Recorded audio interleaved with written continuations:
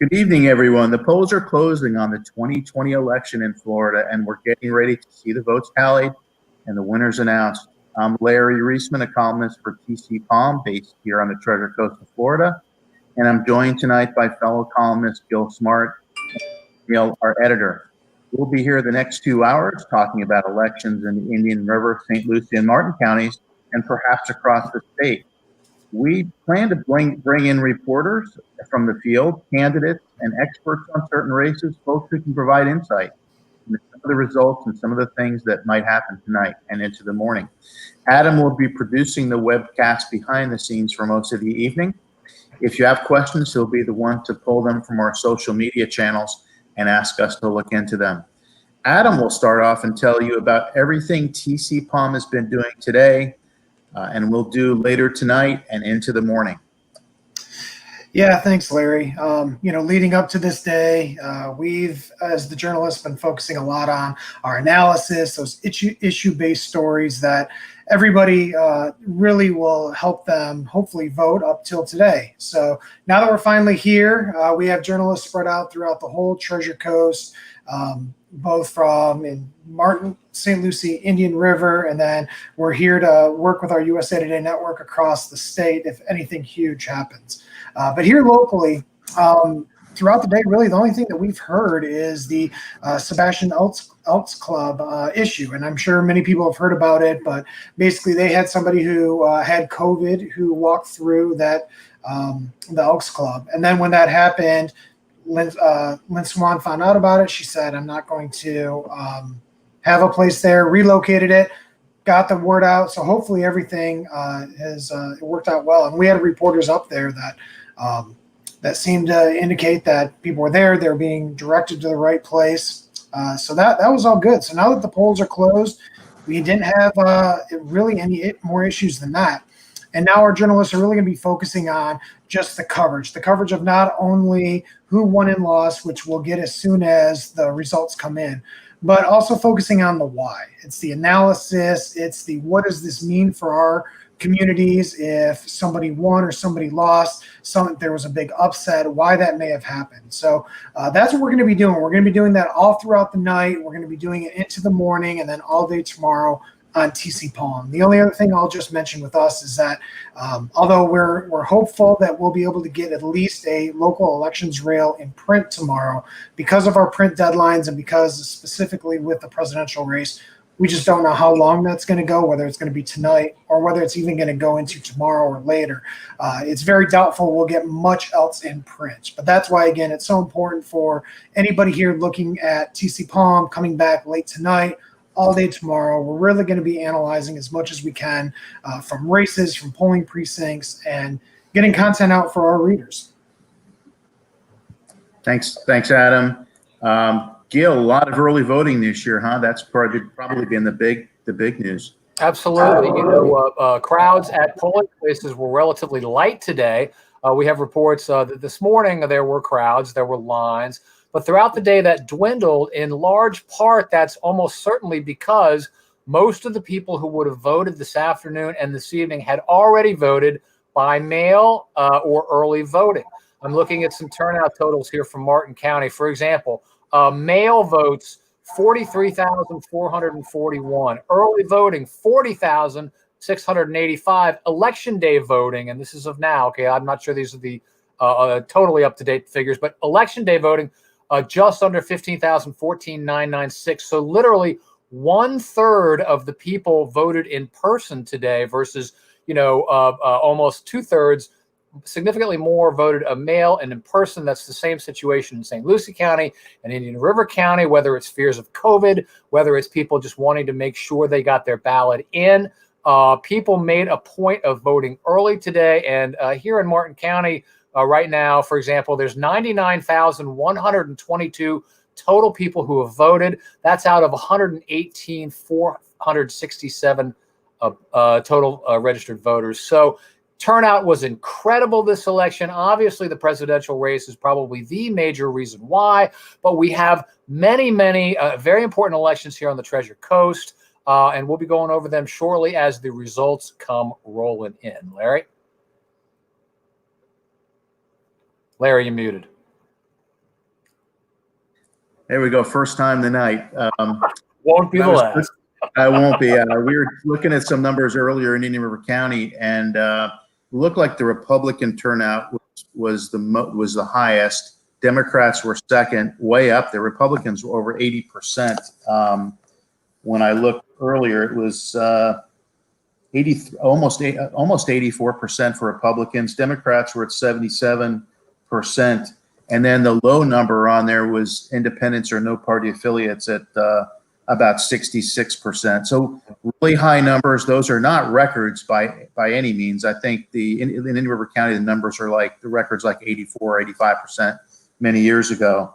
But we've got some interesting stuff for you tonight. And in just a minute, we'll have, we've got, one of the big races tonight is District 18, which stretches from St. Lucie County down to Palm Beach County and out a little bit to the west.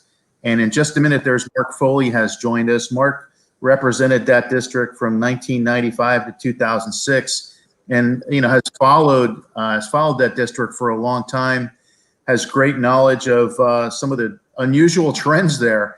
You've had a Republican congressman, you've had a Democrat, Republican, Democrat, Republican. So it's gone back and forth. One of the rare districts like that. And Mark, what do you make of the race this year? Well, I think partially it's drowned out by the presidency. There's no question. I know there was a little skirmish with Brian Mast and something from an old video. Pam Keith has apparently run a very good race, but there's no room no oxygen in the room for down ballot candidates. Turnout's going to make a big difference. There's no question this district has pivoted back and forth. The thing I give Brian Mast credit for is his focus and concentration on water quality issues, which was, of course, something I had to deal with back in my time there. But I also had a district that stretched from Fort Pierce to Fort Myers virtually. So I had 8 counties, many of them agricultural. So I couldn't simply take the side of let's have clean water and forget all the farmers.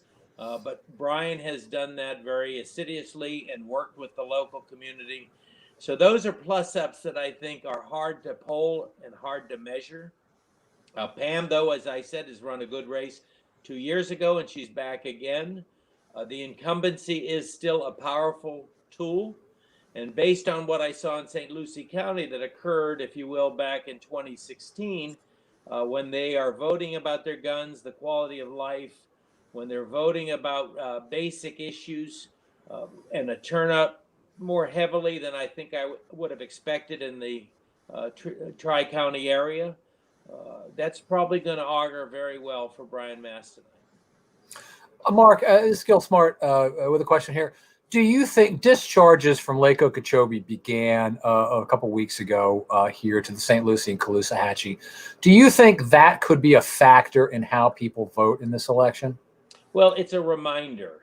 Whenever the water gets dirty, people get aggravated. And I recall very vividly how a few days of polluted water would drive particularly Martin and St. Lucie County into a frenzy, but Martin specifically, because their issues are all about boat docks on wealthy properties, as well as boat docks on people who are just at, if you will, minimum wage who go out on the water.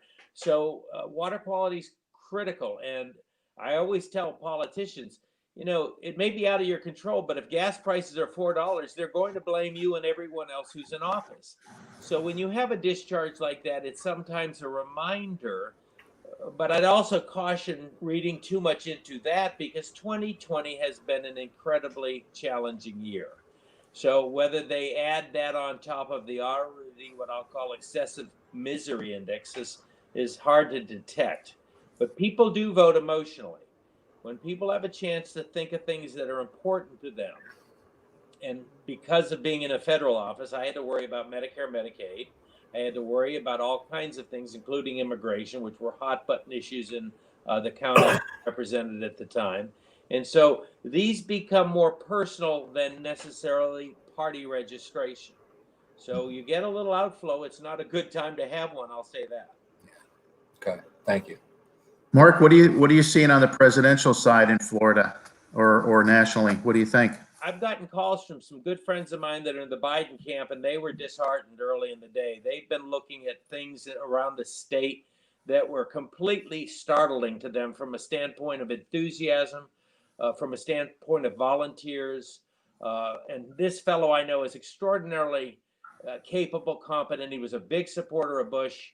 He's done a number of things federally and internationally, but he fell out of favor for some reason with Donald, or Donald fell out of favor with him. And so he's been on the ground trying to help Biden. And he just felt, and he'd asked me 4 days ago, he says, Mark, you're one of the better political minds in the state. And what do you think? I said, well, listen, you know, people aren't registering Republican if they don't like the president. And if they're voting Republican, it's because they support largely his policies. But there were numbers, and I got calls from California, Nevada. So I've been on the phone a lot today, and numbers are on the ground better than they were in 2016. In one county in Nevada, the early bet was there were 5,800 Republicans already voting, 3,200 Democrats, and 3,100 independents. From my historical perspective, if you're an independent, you're likely 55 to 70% of the independents will vote for the Republican candidate. Independents are largely more, I find, libertarian, so they don't like the social issues, but they are economic conservatives and typically very strong on national security, national defense. So if you look at just those raw numbers, the number of Republicans, I think it's Clark County, which is a very important county for Democrats in Nevada. We had 1,770 more votes this year than we had in 2013 as Republicans voting in that election as of 11 o'clock this morning. So I would say I think Trump has it in a walk. I think he has had the enthusiasm. I think he's had the, if you will, and I don't want to call it an outraged voter, because in politics, everybody's outraged for something at almost every given time during an election spectrum. But for some reason, the velocity, the ferocity, I'm trying to think of the right word. The people will come out in the rain to see this guy. They'll stand on corners for hours. I said to the Palm Beach Post the other day that I couldn't get a lot of people to stand out even under my best days and in best weather. And you'll look at the thousands that throng out. They hear he's going to vote on Saturday, which was a last minute decision. I think they announced it Thursday that he was going to vote Saturday. He had 2,500 people show up organically to welcome him here. So it's a very strange circumstance. And they also has he pulled the party further right? And I'll say, yes, he has. But when I became a Republican after Reagan's victory over Mondale, I got welcomed into a Republican Party that I said was largely men in smoking jackets, country club Republicans, women's in pearls, and going to luncheons. And now they're pipe fitters, union members, firefighters, cops, landscapers, truck drivers, grocerymen. It's a different dynamic. And I said I would have loved that because it's a populist electorate, more so than it is what I'll call political identity. It's not that they say, wow, I wish I was a Republican or I wish I was a Democrat, but he brings out a fighting spirit that I've never seen before.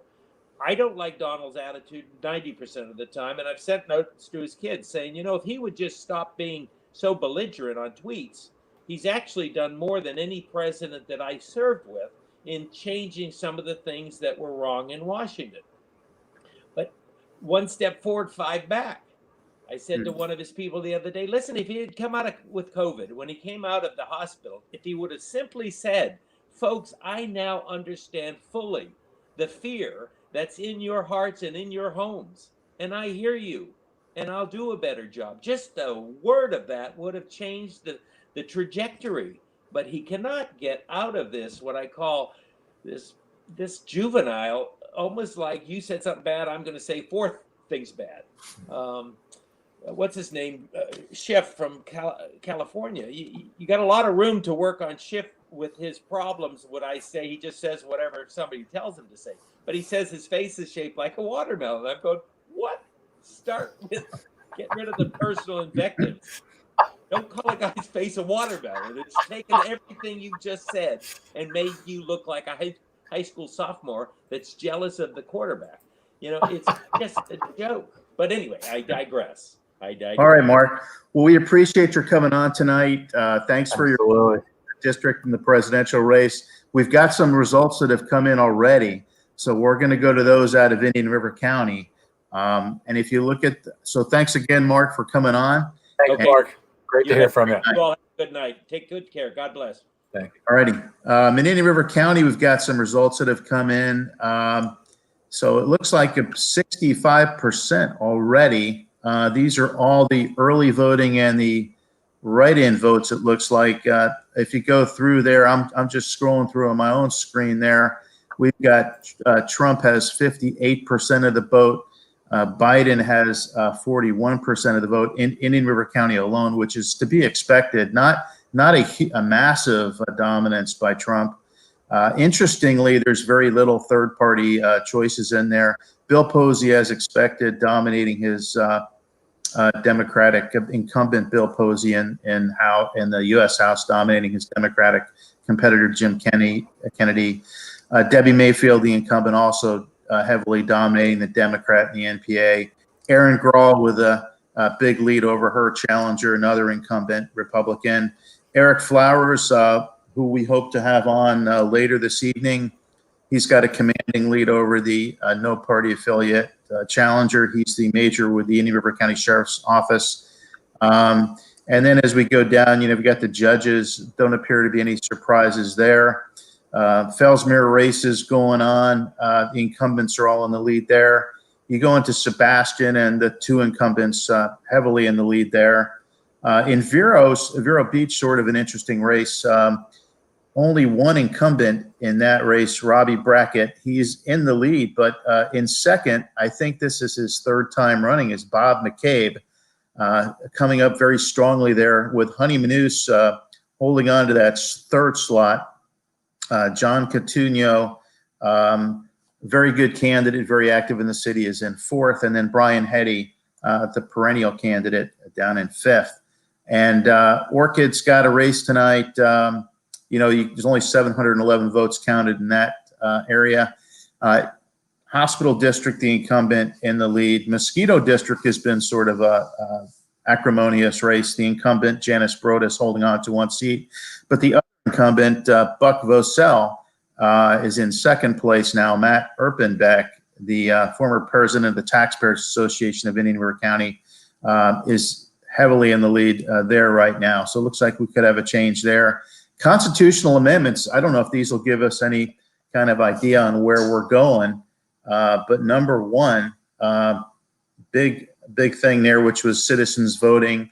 Second one is the minimum wage, I believe, Gil. You got to get 60% to pass in Indian River County. It's not quite there, nor is number three, which is couple other. Number three is not at 60%. Number four, I believe, is one of these is the open primary. I'm gonna have to get these right before the night's over. Do you remember what number three is, Gil?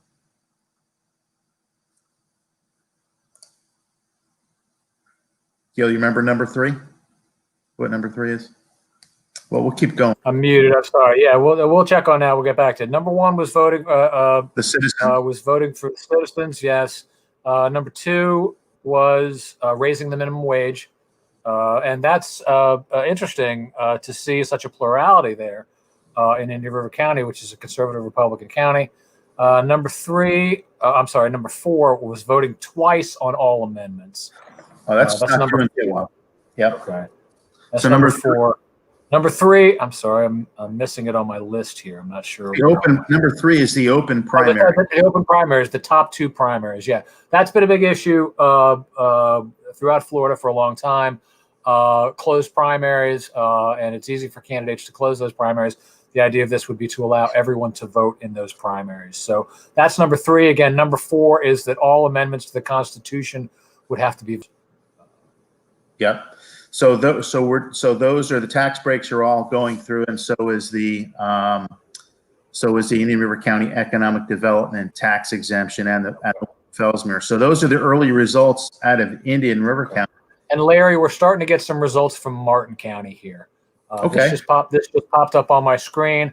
Right now, we've got, with approximately 84,000 votes counted, we've got Donald Trump in the lead, the presidency, 59.4% to Biden with 40%.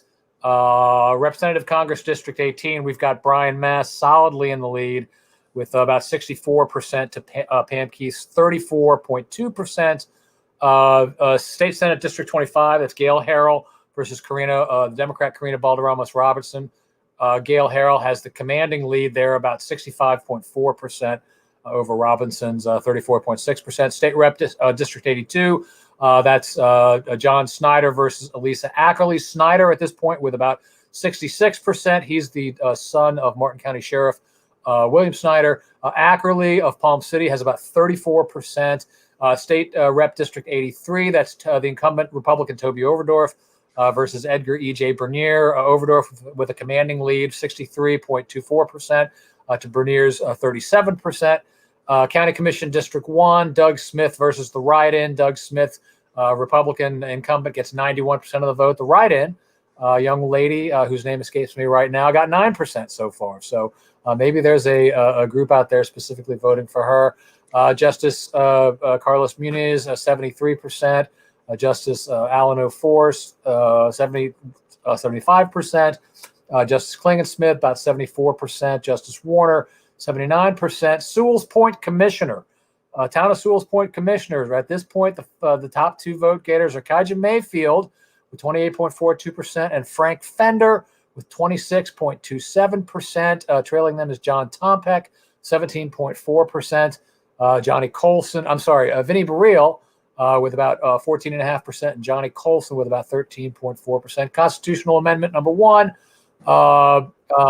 citizens, that's 81%. Constitutional Amendment number 2, the minimum wage, about 59%. Consider that in conservative Martin County, 59% of the people voting are voting to increase the minimum wage to $15. Constitutional Amendment number 3 is 54.5% yeas. Constitutional Amendment number 4, the noes have it at about 54%. Constitutional Amendment number 5, the yeas have it at 79%. Constitutional Amendment number 6, the yeas have it at about 91%. So right now, the big news out of Martin County, and again, it's early, but right now, Donald Trump with a commanding lead in the presidential race. Not a surprise there. Martin County Republicans have a decided registration advantage, but Brian Mast with a huge lead over Pam Keith. Now, again, he's also, we've got to consider the results from St. Lucie County, Palm Beach County, so that race is certainly not over, Larry. Well, let me go. Speaking of St. Lucie County, their initial numbers are in, and I'm going to go to those right now. And you talk about the Keith race, Keith against. There it is, yeah. And in St. Lucie County, it's neck and neck right now. Keith is about 200 votes ahead of Brian Mast, and that's with 63% of the vote in. Most early votes and vote by mail. So there's a lot out there. And 4 years ago, I believe St. Lucie County voted for Donald Trump over Hillary Clinton. But right in that bellwether county, Joe Biden coming up with 52% of the vote to Trump's 47. So this is looking like a really interesting county. As we go down the list, even in the state Senate, Gail Harrell, who has been in office for many years, leading her Democratic challenger by less than 2,000 votes. Erin Grahl still in the lead there. She'll take it with the Indian River County vote. A couple of other interesting races. Toby Overdorf is losing to his Democratic challenger by about 1,000 votes there. And then when you look at House District 84, contentious race between Dana Trabulsi, Dolores Hogan Johnson, neck and neck. We're talking about looks like about 100 vote difference at this point. Fewer than 120 votes, yeah, absolutely. So it's neck and neck. Johnson's in the bare lead there. Joe Smith having a pretty good race there, but still closer than you might expect. Ken Mascara looks like he'll be reelected. Other close races, Chris Zadofsky's got his, up by about 7% there. Linda Bartz looks like she's going to be reelected again. She's up by about 7%. But check out this. But check out the next one. Kathy Townsend, Wow. who's the chair of the county commissioners, running against Henry Duhart. Look at that once again. A difference there of fewer than 1,700 votes. So that's a close one. That's one we got to watch the rest of the night for sure. That's definitely up in the air. You got on the school board, you got a pretty good race there, 52 to 47, Jack Kelly. But the big school board race is Catherine Hensley. I think has been in office 20 or 20 years.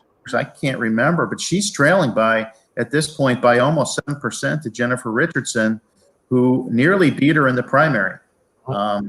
So very close there.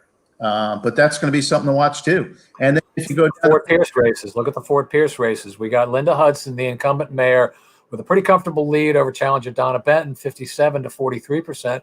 Fort Pierce District 1, newcomer Curtis Johnson Jr. challenging incumbent Reggie Sessions.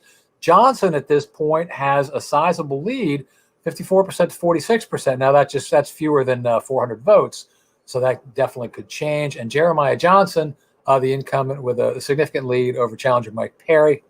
In Port St. Lucie, David Pickett with what looks to be a pretty commanding lead over John Hawk. Incumbent Jolene Caraballo with a very commanding lead over the young Thomas Vincent. And, the rest of it's sort of shaken out. It's very interesting. The Democrats came out in force in St. Lucie County. I mean, I think you can say that for sure based on some of these bigger races. And again, that's filtering all the way down to the county commission races. Zadovsky really had a challenge to survive in the primary, but he's doing fairly well here. Townsend, the Republican chair of the county commission, again, neck and neck with Henry Duhart. So it's very interesting. Democrats obviously very, very energized in St. Lucie County. Trump is up. Pam Keith is up. It's going to be interesting. We got that. Larry said this before the night began, that St. Lucie County could be the bellwether county, maybe not just for the Treasure Coast, maybe for Florida on the whole. It's kind of maybe looking, Larry, that prediction might be coming true here. Well, Trump took it. It had been, I think they went for Barack Obama 2 elections in a row, and then Trump took it 4 years ago. So looks like there may be a change here, at least on the presidential side, and there appear to be some coattails down below. And you can look at the constitutional amendments. Constitutional amendment number 2, the proposal to increase the minimum wage to $15 an hour, only has 60.24% support in St. Lucie County, the county where the Democrats are doing well tonight. So it's you'd think in a county like that it would be doing better, but it's not, because it's got to take 60% to get through. The other 2 the reform proposed constitutional amendments, one on elections and one on is on the elections itself, the constitutional amendment elections itself. They are failing at this point in St. Lucie County, but again, that's a statewide thing. And then, of course, the tax cuts, or the tax benefits associated with the homestead exemptions, those are passing pretty heavily in St. Lucie County, as I expect they will. But right now, we've got Lindsay Leak, our reporter. She happens to be in the St. Lucie County Elections Office, I believe. Hello. How you doing, Lindsay? I'm good. How are you?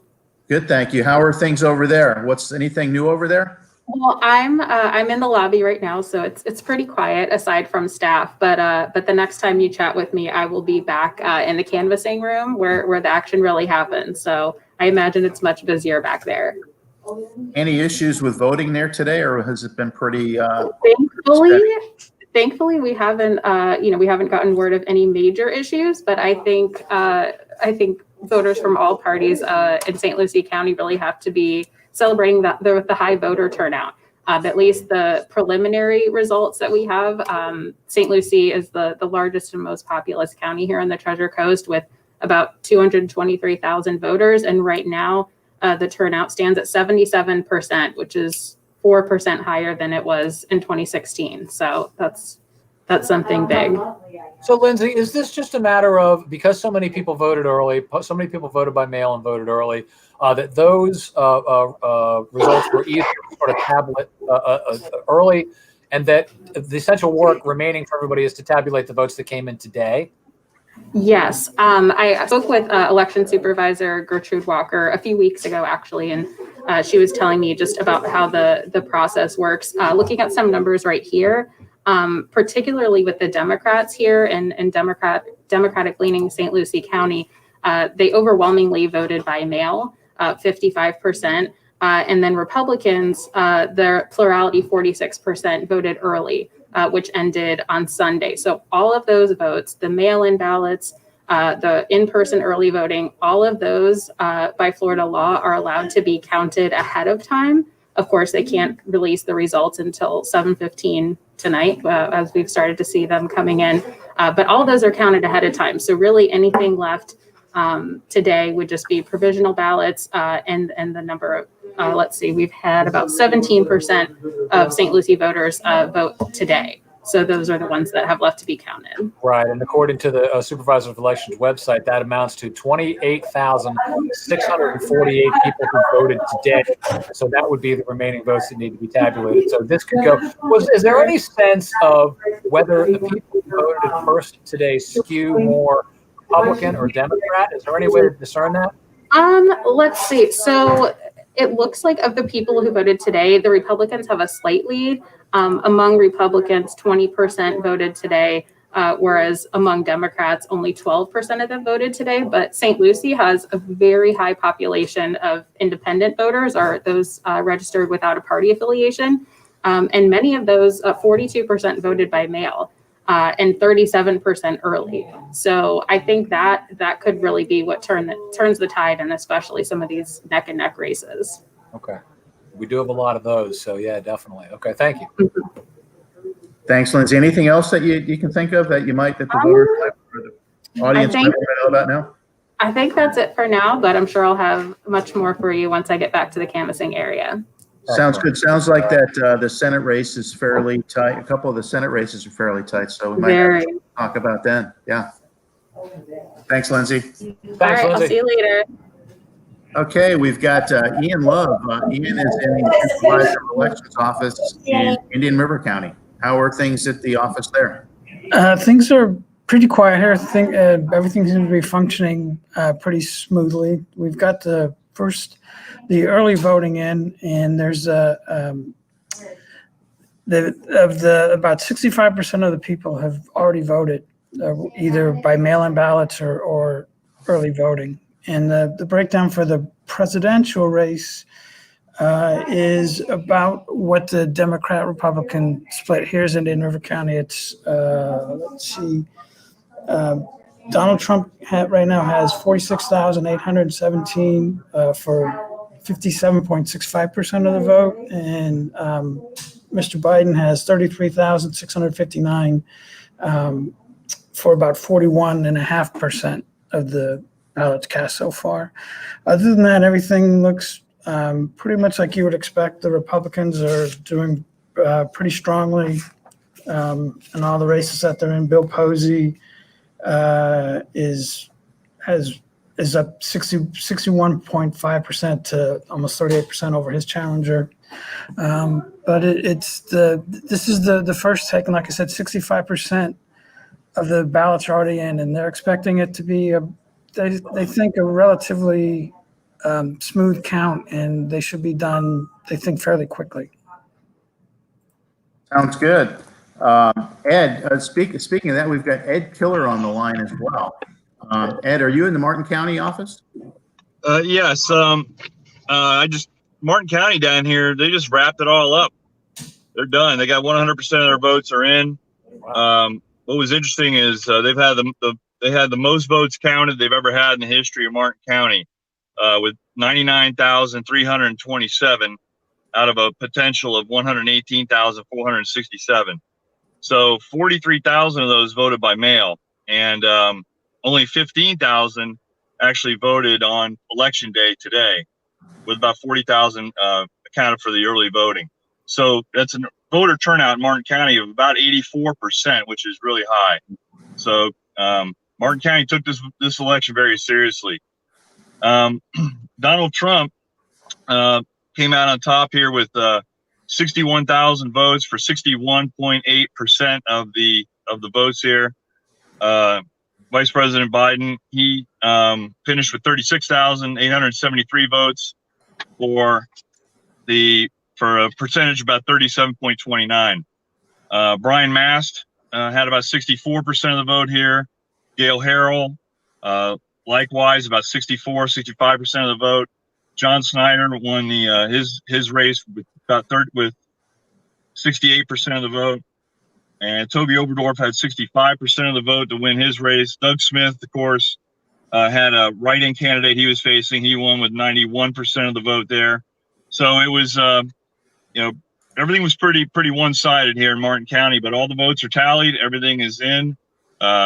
Vicki Davis, the supervisor of elections, made it look easy once again. So good job by her and her staff. Thanks, Ed. Yeah, definitely kudos to our local Treasure Coast supervisors of elections. They all do a fantastic job of getting the info up. Vicki Davis, in particular, often the first to have the complete results up. It's astonishing. It's 7:37 p.m. On one of the most consequential election nights anyone has ever seen here, and Martin County's done. They've got all the numbers up. And as Ed just said, in virtually every local race, the Republican won by a margin of about 2-1, a little bit less so in the presidential race. Trump about 62% to Biden's 37%. But nonetheless, that is fairly reflective of what the voter registration breaks down to here in Martin County, although there's a significant number of independents here. Republicans outnumber Democrats by almost 2-1. It's 58,639 to 33,53.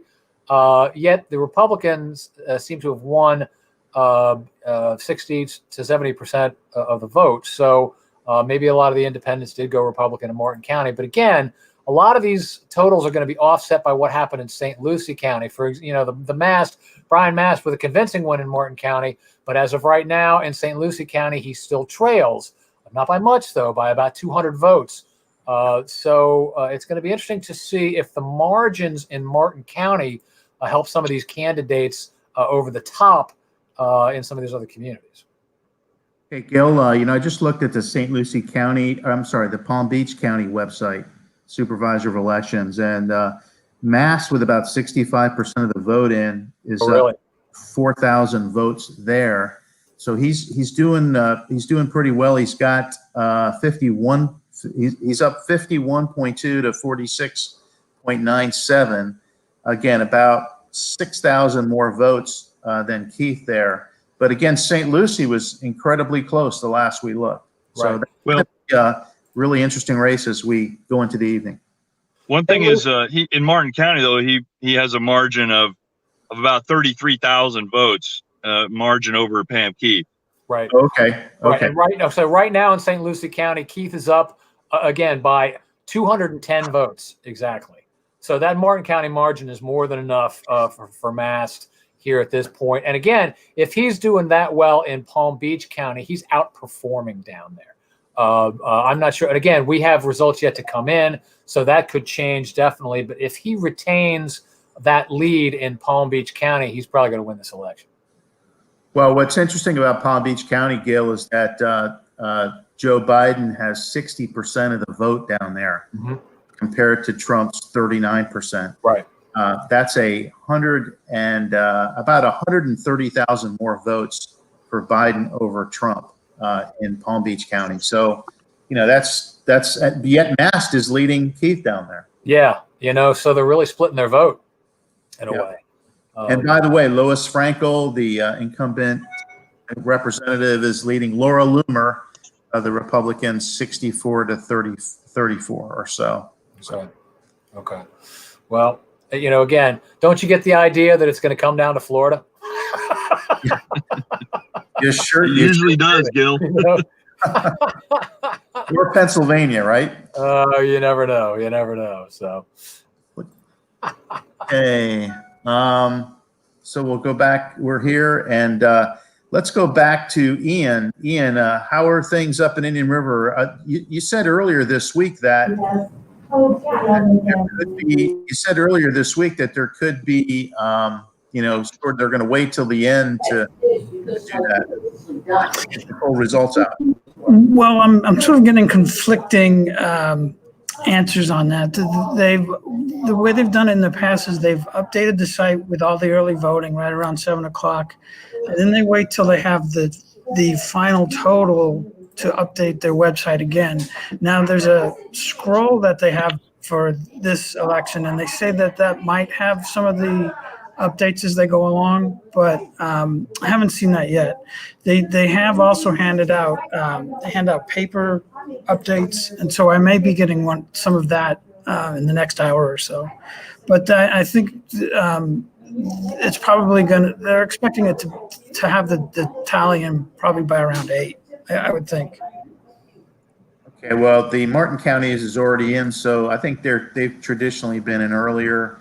And Larry, if you want to take a look though at the Indian River County page there, well, they're saying election day and early votes are all completely reported. There's still vote by mail has not been completely tallied, but they've got some updated totals there as well. yeah, so that's what we'll be waiting for. Has not changed significantly from earlier.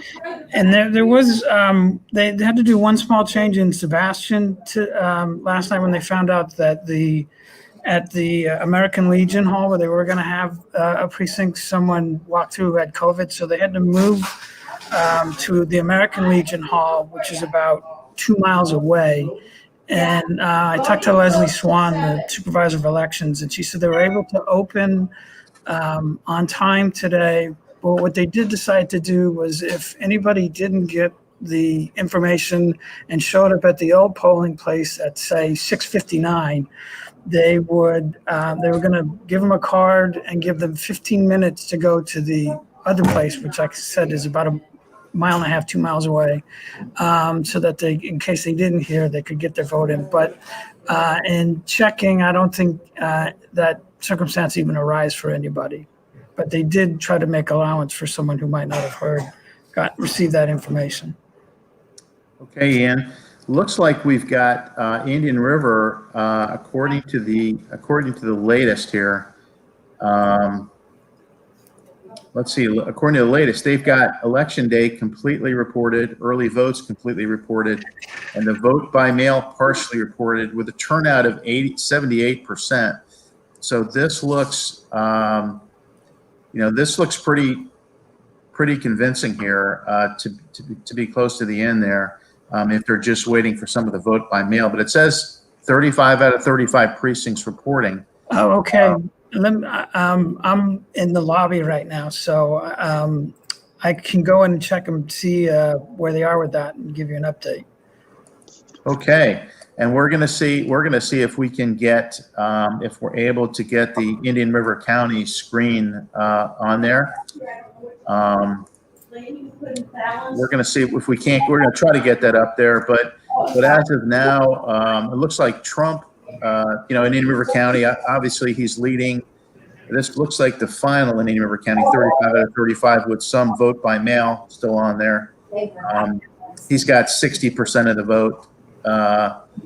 Posey with, again, 64% of the vote. Debbie Mayfield in the lead. Aaron Grawl with a big lead. Eric Flowers with a big lead. He should be on any minute with us. And I'm going to just, okay, we've got them. We've got that up there. Great. And then the local elections, it looks like the incumbents in Fellsmere have won. The incumbents in Sebastian, Ed Dodd and Jim Hill have won. In Vero Beach, incumbent Robbie Brackett won, followed by Bob McCabe, and then Honey Manous. And then in the other interesting race, former Sergeant James Large running against Barb Bodner, an incumbent at the hospital district. The incumbent is leading heavily. Mosquito Control District. Looks like Buck Bostel coming in second, the incumbent there. Matt Erpenbeck has apparently become the new Mosquito Control District Commissioner. And then that's about it. But a lot of the, the constitutional amendments, the sort of the controversial ones are not hitting that 60% muster in Indian River. So it looks like we got Martin and Indian River pretty much done right now. And that's about it for now. In just a few minutes, we expect Eric Flowers, the what appears to be the sheriff-elect. And he should be joining us soon. Anything else that you find in Martin, Ed? Anything else that's interesting there, or pretty much? I'll tell you, the one thing I thought was kind of interesting is, there's always been a lot of controversy here about Commissioner Doug Smith and about how he has won several of the times that he's been reelected. And this time, what it basically appeared on the ballot is you had Doug Smith's name as the Republican candidate, and then you had a line that said write-in. And there was a candidate, and forgive me, maybe Gil, you remember the name, but I can't remember the person's name. But in order for you to cast a vote for that person, you would have had to have written his name correctly in the slot. And if he had, outgained the votes for Doug Smith, he would have been elected the county commissioner. Well, no one knew who the guy was or remembered his name. But still, over 6,691 people wrote somebody's name in that line. So even though Doug Smith earned 71,507 votes, there was still more than 6,600 people decided to write somebody's name in that line. Sometimes I guess they wrote their own name. They wrote other people's names. It'd be interesting to see if we can find out who some of the names were that were written in there. I'm sure there's a Mickey Mouse or two, that kind of stuff. So who knows? Gil, you're muted.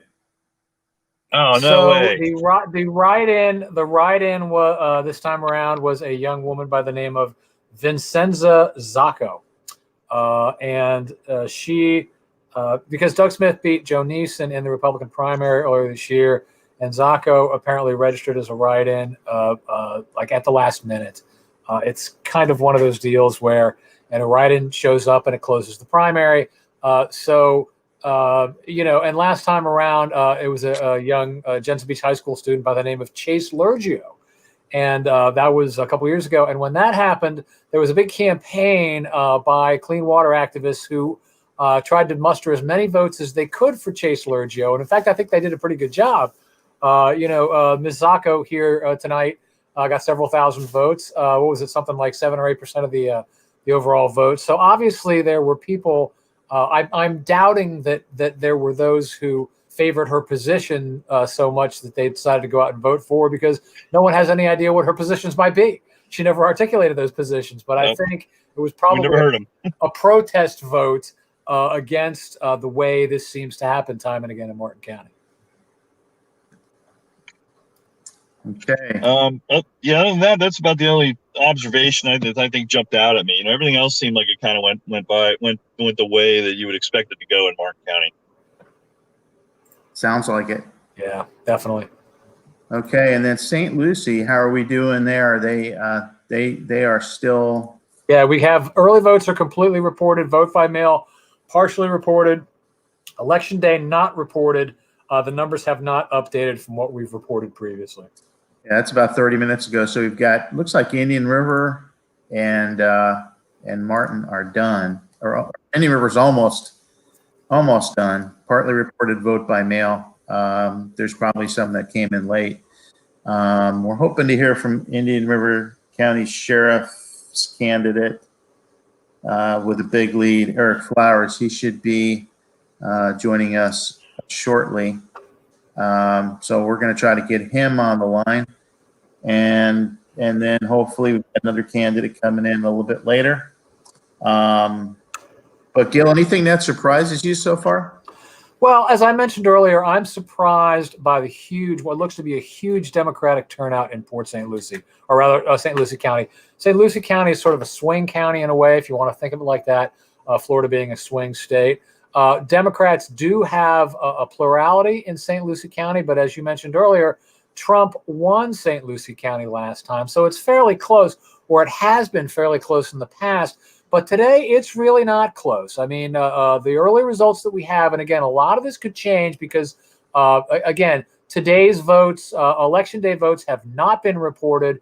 And as Lindsay Leak, our reporter, said earlier, there has tended to be more Republicans vote today on election day. So that could alter things a little bit. But at this point, I mean, okay, not only are we seeing Biden with a lead over Trump, 52 to 47%. Brian Mast and Pam Keith neck and neck. Gail Harrell, state senator, District 25, the Republican challenger, Karina Balderramos Robinson, right on Harrell's tail. I mean, once again, fewer than 1,500 votes the difference. Now, again, we've got a lot of votes yet to be tabulated, but to me, this is sort of one of the stories of the evening is the Democratic turnout in St. Lucie County appears to have been overwhelming, tremendous, and really is leading to margins that I don't think a lot of people expected to see. I didn't expect to see it. I figured, again, with the Democratic plurality and Democratic voters very sort of fired up about this election, I expected to see Democrats do well. I did not expect to see them do this well. And again, a bunch of our local races here, this is consequential as well. I mentioned here, again, E.J. Bernier has the lead over Toby Overdorf. One of the tightest races we're seeing now, one of the most contentious races for State House District 84, incumbent Dolores Hogan Johnson barely hanging on over the Republican challenger Dana Trabulsi. That's actually a little bit of a different dynamic because Johnson is the Democratic incumbent, but Trabulsi, the Republican challenger, is really mounted a challenge there. But again, in some of these other local races, Chris Zadowski, County Commissioner District 1, looks like he's leading pretty handily at this point. Henry Duhart, that's a big one. Henry Duhart, the young African-American challenger from Fort Pierce against Kathy Townsend, the Republican chair of the county commission. Those two are separated by fewer than 1,700 votes at this point. Duhart doing very well. So again, the Democrats have, I don't want to say that outperformed in St. Lucie County, but they're doing very well in St. Lucie County, and it indicates, I guess, the strength of the party there. And it's going to be interesting to see how the rest of the votes come out tonight. Yeah, I think the challenge is when you have those multi-county seats, the Democrat looks good. Right. We talked about Keith. We talked about, Gail Harrell's opponent, that kind of thing. But they're going to be tough when it comes to, when you're in multi-counties, you're in Martin County, and you're going to get a dominant Republican win. It's right. Going to be tough. But like you say, that Senate District or House District 84, with Johnson and Trabulsi, that is going to be that looks like it to be a barn burner. Right. And then again, that county commission race with Kathy Townsend and Duhart. Yeah. I mean, those are so if Pam Keith, for example, in House District 18, wins in St. Lucie County by 3,000 votes, she's down in Martin County by 25,000 votes. You know what I mean? So it's kind of neither here nor there. But those county-specific races, again, those county commission races, the Johnson-Trabulsi race, that's interesting. Like I said, Democrats are doing very, very well, but less so in that race. In that race, the Republicans, it appears, have really come out for challenger Dana Trabulsi. You'd think the incumbent is going to have sort of a leg up in a race like that. Dolores Hogan Johnson having a tough time fending off the challenger. So, yep, it's an interesting night, but so we'll see what happens. But not too many surprises so far, except in St. Lucie County right now. But it's been a pretty standard day. I don't know. So, yeah, don't really have any updated. Again, we're still waiting. Hopefully, Eric Flowers will be joining us soon. The possible new sheriff in Indian River County. He had a commanding lead over Deborah Cooney, his opponent. The last we checked, dramatic. I think it was in 70% range. If looking some other results, looking at some national results. If you look at the in Florida, according to TCPalm, latest results in Florida, looks like Biden has a 49.9% to 49.3% lead over Trump as of 7:51, according to TCPalm, 49.9 to 49.3. In the cumulative U.S. House District 8, which is Indian River and Brevard counties mostly, Bill Posey with a 61% lead over Mr. Kennedy at 39%. And District 18, with 3% of the vote in, looks like Brian Mast has got 55.9% to Pam Keith's 42.3%. And you've got Mr. Miller as the third candidate. In the Senate race, District 17, Debbie Mayfield with a lead, 56 to 40%, according to the TCPalm's latest election results. And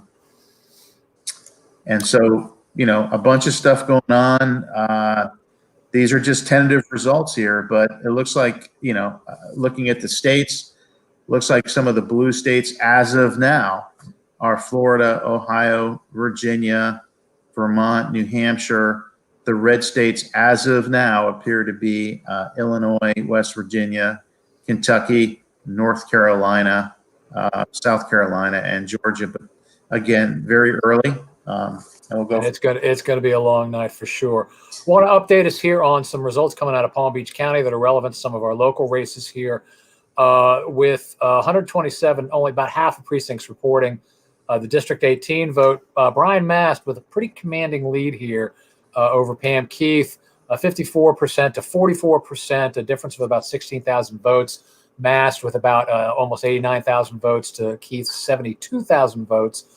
A bit of a surprise again, because Palm Beach County at this point, Biden has a significant lead, 111,000 votes over Trump.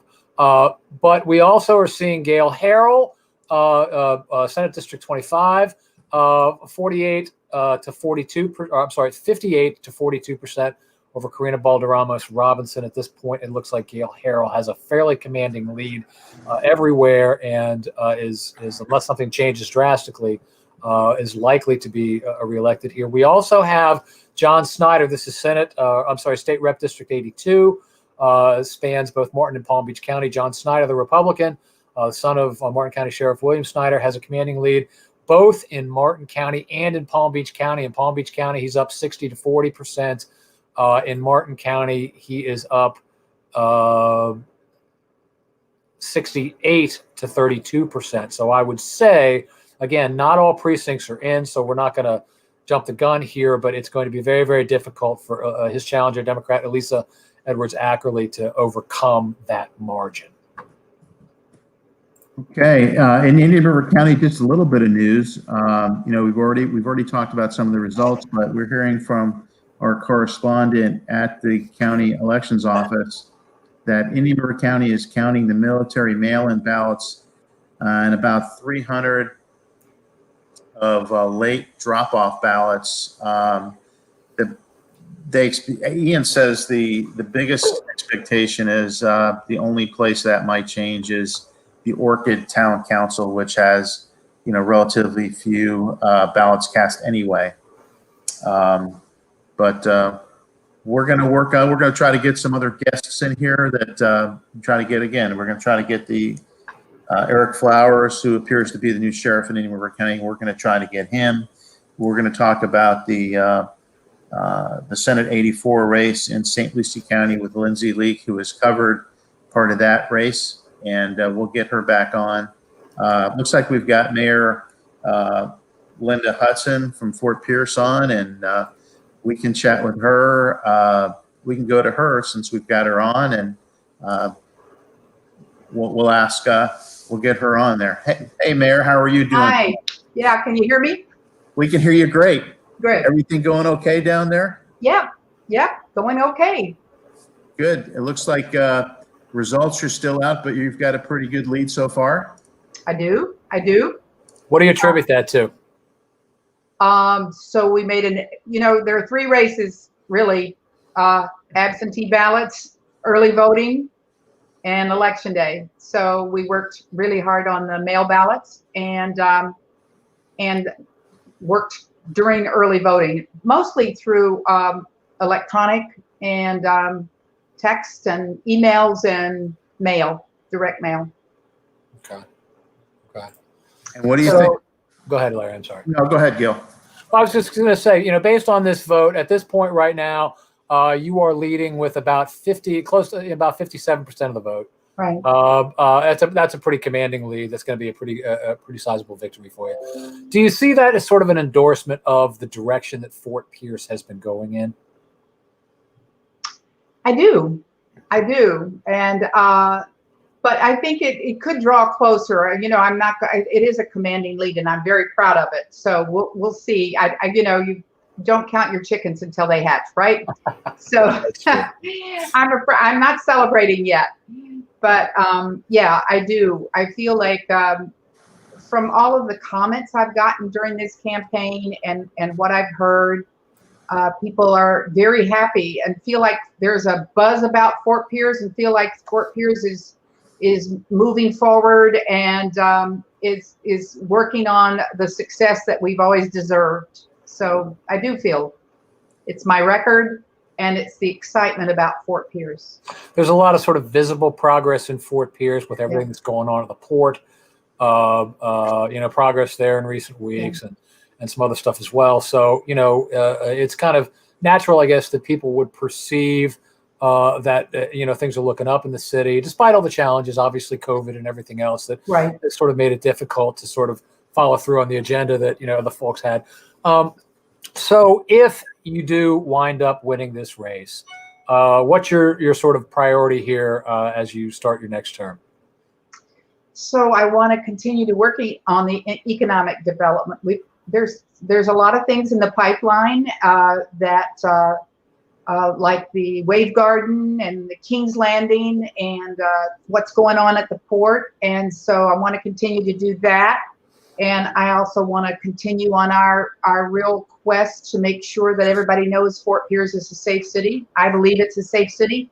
And so want to continue improving our public safety and our respect for our policemen, which is really gaining ground. Okay, very good. Well, thanks for joining us tonight, Mayor, and good luck in the rest of the evening and with your next term. Thank you very much. Thank you, Thanks gentlemen. for being here. Absolutely. All right.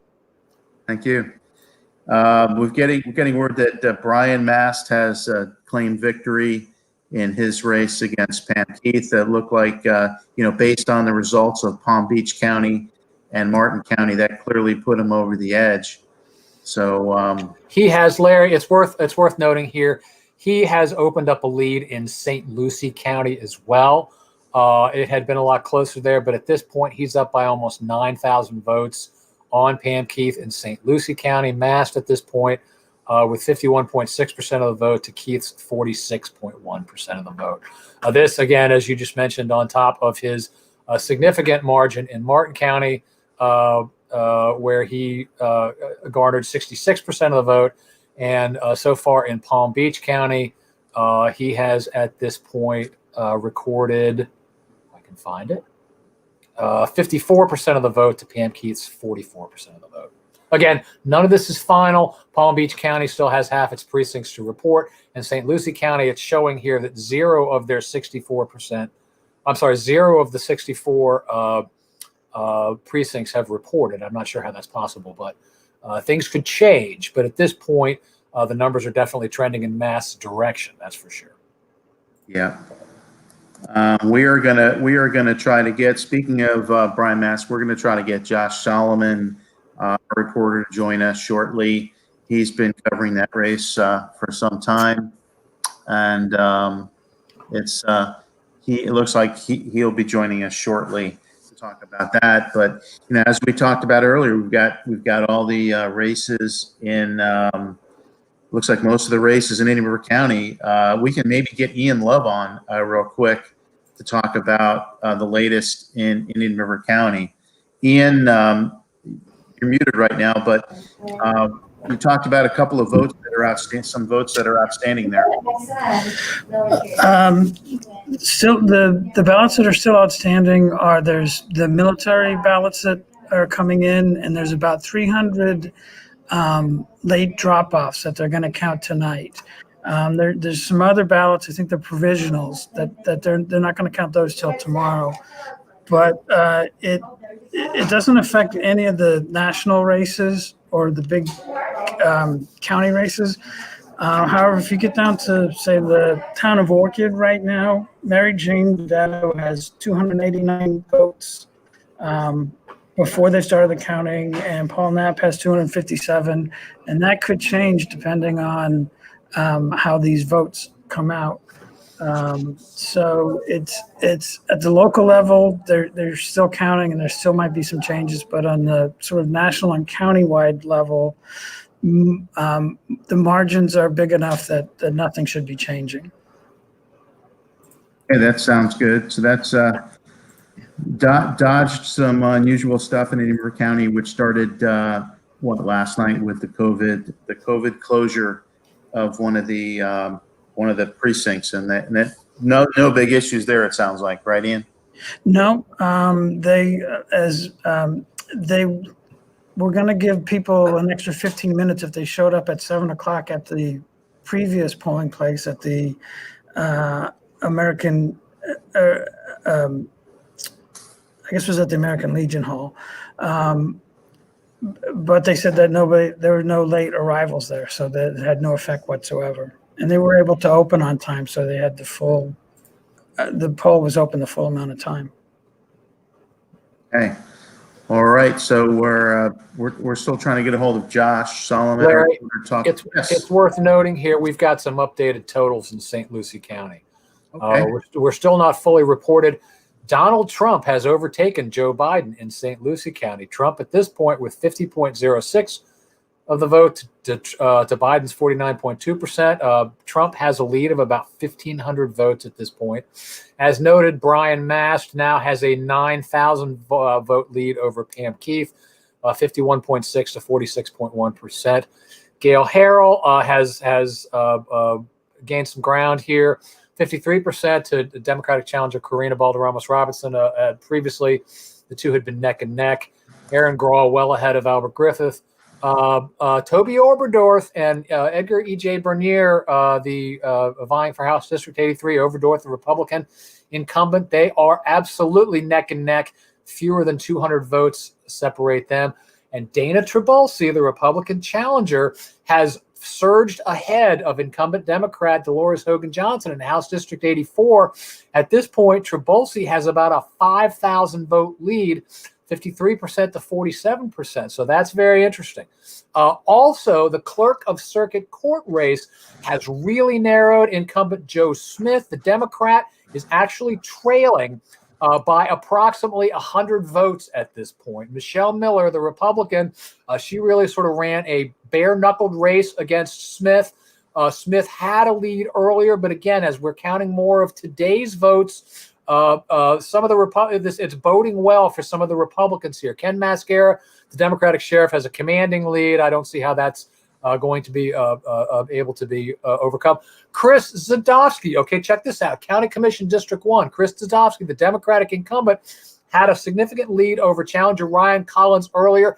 Now Zadowski leads by fewer than 2,000 votes. Collins has narrowed the gap big time. Same thing in District 3. Christopher Thompson, the Republican challenger, is now within about 2,500 votes of incumbent Democratic Linda Bards. Kathy Townsend, the Republican chair of the county commission, who was neck and neck with the Democratic challenger Henry Duhart, has now surged ahead. She's up by 10,000 votes. So that's become a significant margin for Townsend. Duhart earlier, before we had some more of the results reported, Duhart had been doing very well, but most of the results that have been tallied here over the course of the last half hour or so seem to be in favor of the Republicans here in St. Lucie County. That was what things were looking like earlier in the evening. The Democrats had this huge turnout, and it appears they did when it came to mail-in voting and early voting, but it looks as if on the votes, on the basis of votes cast today, the Republicans have caught up.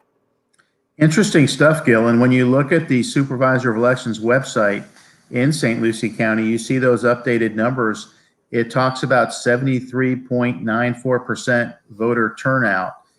Precincts reporting 0 of 64. Yeah. Election day partially reported. Early votes completely reported. Vote by mail partially reported. So it's interesting to see, those numbers changing rapidly. But anyway, I guess we'll have to get more information on that, later on tonight. We do have on the call Josh Solomon. Josh has been covering the Brian Mast and the Brian Mast, Pam Keith. and Pam Keith race. Josh, what are you seeing there? It looks like Mast has declared victory. Can you hear me, guys? All right. Yes. Yeah, you sound great. Great. Brian Mast, the two-term incumbent, has declared victory. It's still partial results so far, but the early results are not good for Pam Keith, the Democratic challenger out of Fort Pierce. Division of Elections is reporting 243,000 votes for Brian Mast, 180,000 for Pam Keith, and 9,000 for KW Miller, the MPA who was running after paying a filing fee. But one of the things to watch for was whether KW Miller would be able to scrape away enough conservative votes from Brian Mast's base to influence that race. It doesn't look like that. So the other thing we're seeing with Pam Keith is that it looks like early results, it looks like she might have lost St. Lucie County. She was banking on St. Lucie County to turn out. When I was looking at poll numbers earlier in the day, you saw not the firm turnout that Democrats were looking for from Fort Pierce, northern Fort Pierce, places where they did souls to the polls yesterday, which was rained out the week before when they really had a lot of groundwork going. That was going to be essential for them to flip the county. And, I haven't seen what the results are looking like for the presidential race, but I know Keith's campaign was, and supporters of her were banking on the fact that 18 would also support Biden. And without 18 supporting Biden, it was unlikely that Keith would be able to pull it out. And so far, it looks like that is so. To be fair, though, Pam Keith is not, from what I know, hasn't issued any concession yet. Josh, it looks like Keith underperformed in Palm Beach County as well. I'm looking at right now they've got 177 to 254 precincts reporting, so things could change. They could change materially, but right now Brian Mast has 54.8% of the vote to Keith's 43.3% of the vote. 20,000 votes separate them. Is that a surprise? I might have expected Pam Keith to do significantly better in Palm Beach County. You would have thought so with the name recognition. She's run twice before. She ran out of, I believe, Palm Beach Gardens previously when she competed against Lauren Bear 2 years ago and lost that primary. So you would have thought the name recognition could have helped her out there. But, Brian Mast ran a campaign that was on, the water. Clearly, the water issue in Martin County is still an issue that people care passionately about. It looks like he may have at least, well, the numbers are final in Martin, 65,000 to 31,000. I mean, he more than doubled up Pam Keith in Martin. So the water issue in Martin County, Palm Beach County, I'm not sure, but I guess I'm with you, Gil. I'm a little surprised of just the margin, potentially 20,000 votes at the moment of difference. But really, St. Lucie County, she needed to hold on to St. Lucie County strong, and it doesn't look like that. And for St. Lucie County to be voting strong with Brian, that's an indication that they'll probably vote strong with the president as well. That's a good call. We asked this of Mark Foley, who was on earlier, but you covered this race. What the big local issue was water quality. And both Mast and Keith had sort of dueling proposals over it, and Mast in a lot of ways sort of staked his campaign on that.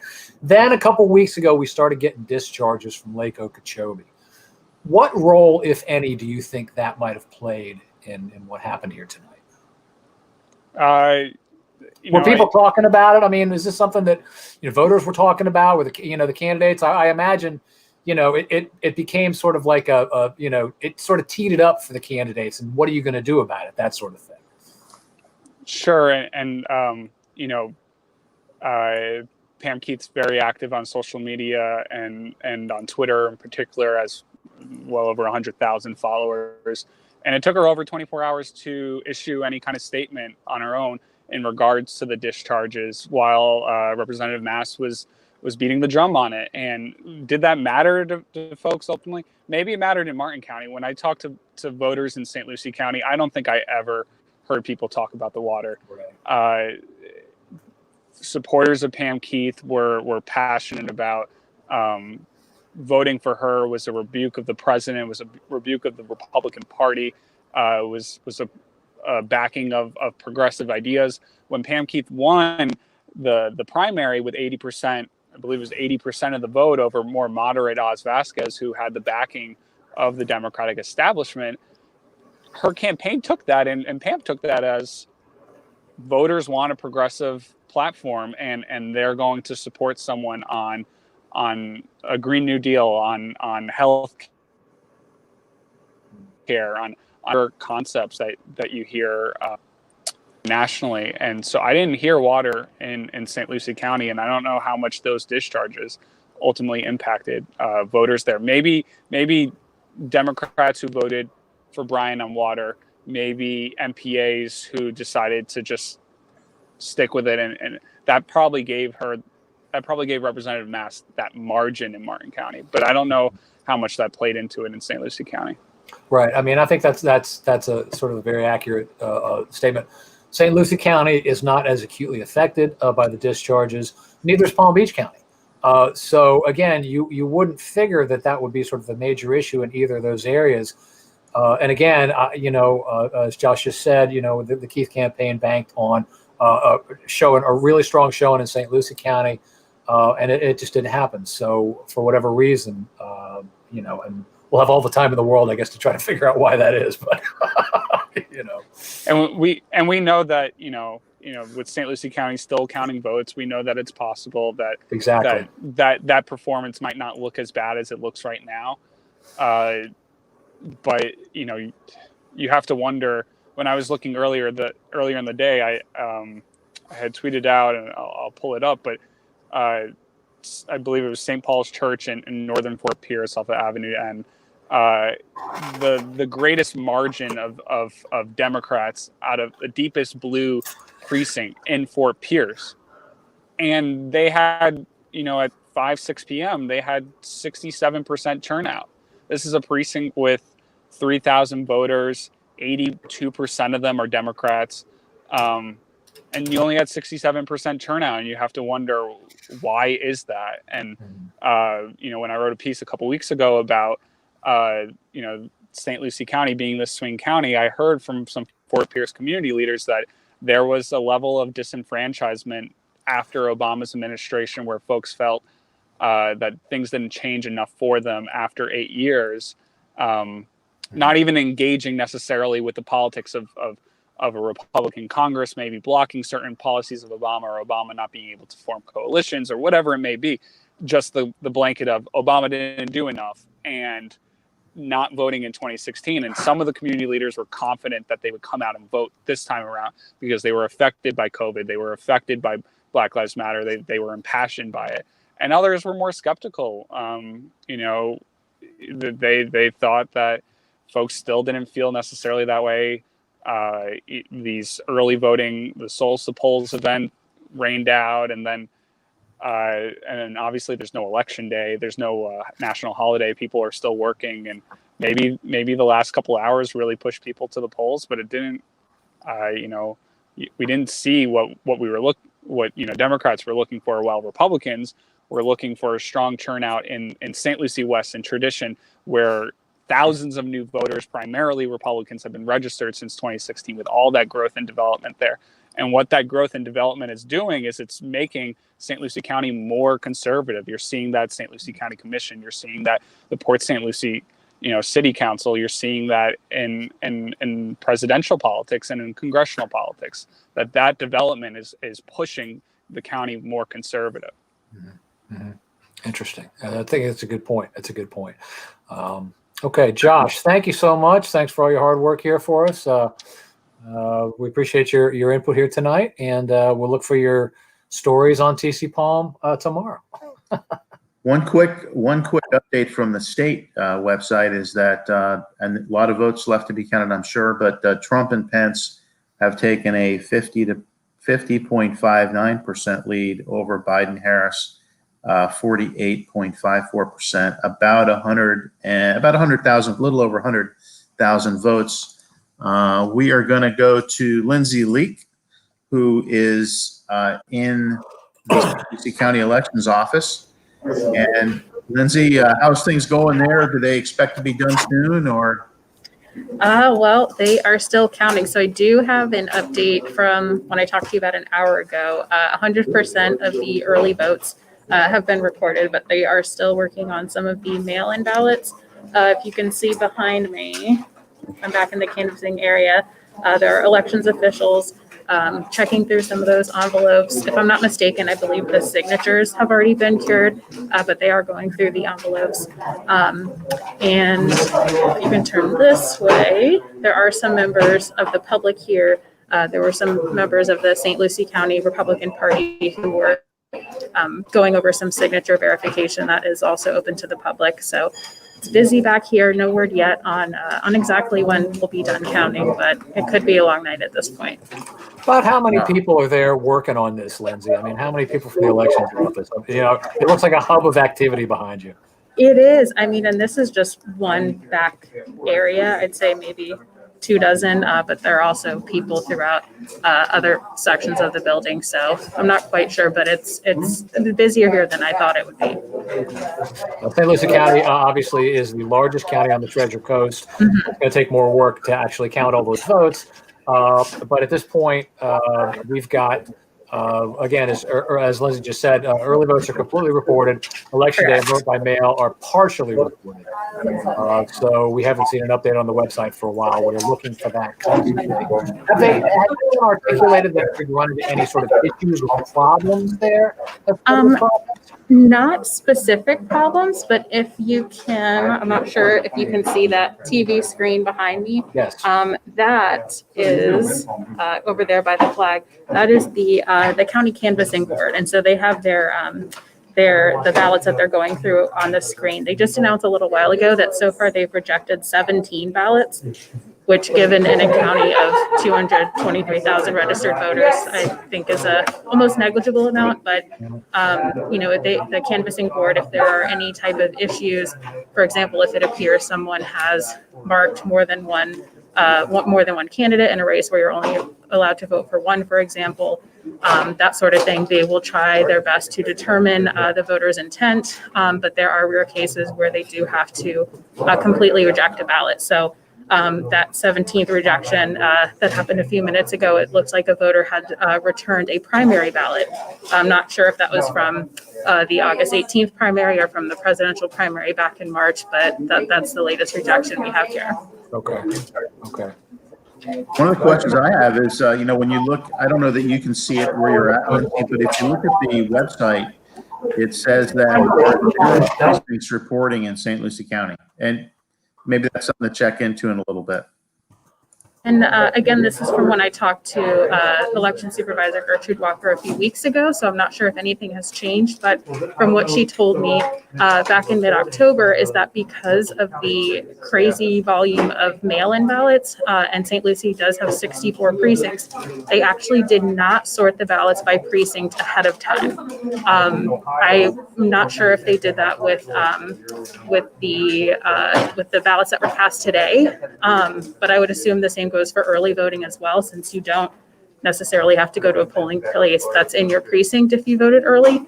So that may account for why they are not listed by precinct currently. Okay. And just a totally different topic now, but she wrote a piece about Senate District 84, Dana Trabolsi is running against incumbent Dolores Hogan Johnson. Right now, it's a pretty close race, but Trabolsi's taken over it looks like almost a 5,000 vote lead over Johnson, 53 to 47 right now. It seemed like a pretty nasty race from reading what you wrote. It did. And, you know, granted, the 5,000 votes that separate them right now, it looks like about 85,000 ballots have been cast. Not, you know, there's no guarantee that everyone who participated in this election participated in that race. So it's hard to judge how much of that vote is in. But there were some attack ads on both sides of the race. Ones that particularly came under scrutiny were ones sent by the Trabulsi campaign. Well, actually, I should say they were sent by the Republican Party of Florida, but on Dana Trabulsi's behalf. They accused the incumbent Democrat Dolores Hogan Johnson of accepting COVID relief dollars from the federal Paycheck Protection Program. And the Democratic Party of Florida was caught up in a scandal earlier this year where they did accept a loan, but they returned that money in July, well before they donated to Hogan Johnson's campaign. So on that score, the ads that were sent attacking her for taking that money were false. On that note. And then we did some analysis, and it turns out that the Trabulsi campaign had actually accepted campaign donations from companies that took PPP loans, which is perfectly legal, but it just kind of puts into perspective the attacks that were being thrown around. All right. Well, we appreciate it, Lindsay. Anything else exciting going on over there, or we pretty much covered it? I think we've covered it all for now, but I'll check back in if anything happens. Okay, Gil, anything on your, thanks, Lindsay. Appreciate you joining us tonight. Bye. Thanks, Lindsay. Well, to reiterate what we know at this point, Martin County results are in their entirety. Indian River County results are in their entirety. At this point in both Indian River and Martin County, Donald Trump has taken the presidential vote. Brian Mast, it appears, is going to win the Congressional District 18 race. And we've got some other definitive winners here as well in both counties. St. Lucie County is the outlier at this point. We do not have all the results from there, and we do not know when we're going to get them. So at this point, we've got some very close races there. Again, Donald Trump has overtaken Biden so far, but it might be a while until we know what the full results there are. But again, we've got some really, really close races going on there. Some of the local races, some of the county commission races, clerk of court, House District 84, as we were just discussing with Trabulsi and Johnson. Number of surprises in St. Lucie County, so it's going to be, interesting to sort of keep our eye on what goes on there, what winds up happening there. Because again, I think at the beginning of this broadcast, we talked about how we thought St. Lucie County could sort of be a bellwether for the Treasure Coast, could sort of be a bellwether for Florida. Sort of on the whole, and some of the early results gave us the impression, I said so, that it looked like the Democrats had really had a tremendous turnout in St. Lucie County, but it appears that was primarily for the early voting and for the mail-in voting, because we've seen a shift as they've begun counting more of today's votes. And the Republicans apparently went to the polls in greater numbers today. So a lot of what we've seen in St. Lucie County over the last hour or so has been a shift towards the Republicans in a lot of those races. Again, there's still a lot of votes to be counted. We don't know when they're going to be done, but there's a lot of sort of key races in that community. In Martin County and Indian River, and I think you'd probably say the same about Indian River, Larry, most of the races went as we might have expected them to. Republicans vastly outnumber Democrats in both those counties, and so Republicans have won pretty handily. But again, St. Lucie County, we thought, was going to be sort of the rubber match, so to speak. And at this point, I don't know that that's bearing itself out. No, it looks like the Republicans are making some inroads in St. Lucie County based on the results at this point. And, as we've talked about before, you just never know what they're going to be in St. Lucie County by the time the night is out. It says, the results, if you look at the website, it says 0 of 60, whatever precincts are in. We're really kind of flying blind there, and it's not the first time that's happened in St. Lucie County. It's happened over the years. Obviously the bigger races you can tell, but those local races, a couple of potential surprises there. The Michelle Miller is leading in the clerk race over Democrat incumbent I think he's had 2 terms as Joe Smith and a former county commissioner as well. So. So you never know there. Republicans seem to be making some inroads, the Trabulsi-Johnson race, as we just talked about. So St. Lucie County is where it's at right now. A lot of stuff going on, but I don't think we're going to have anything soon there. Indian River and Martin are done. Obviously, the state's going to be, there's going to be stuff going on there. Best thing to do at this point, I think, is to keep an eye on TCPalm, the homepage.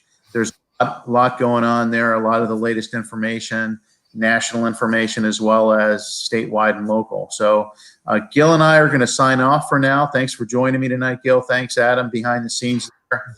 And we'll be, again, keep following TCPalm, and Gil and I will be writing about the election as we go ahead. And again, for joining us tonight. Thank you.